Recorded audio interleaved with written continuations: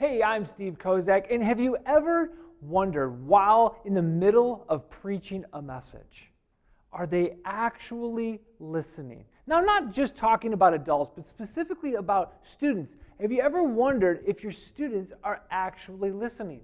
I even heard of a pastor one time that preached the same sermon 2 weekends in a row, just to see if, in fact, the people that were supposed to be listening were, in fact, listening.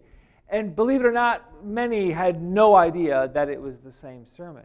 Now, most of us have been taught to tell stories, and that stories have a particular way of connecting with our audience and kind of make things real. And while that is absolutely true, it's actually not the only way to double check to make sure that your students are in fact listening and taking in and being able to use all of that great information that you're giving them from Scripture.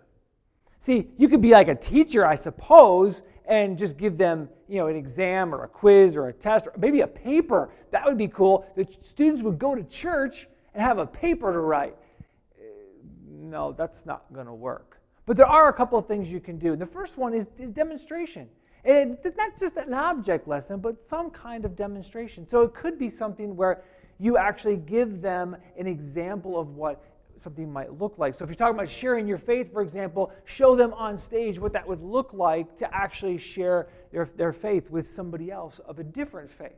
Or better yet, give them some kind of experience, some kind of hands-on doing. Have them actually go out and share their faith. And use those experiences to teach and reinforce what you're trying to tell them. I mean, after all, as growing up as children, that's how we all learned. That's how we learned sports. That's how we learned math. That's how we learned spatial recognition. All of those things, heck, it's how we learned to walk. All of those things were learned kind of by playing. It's really that simple.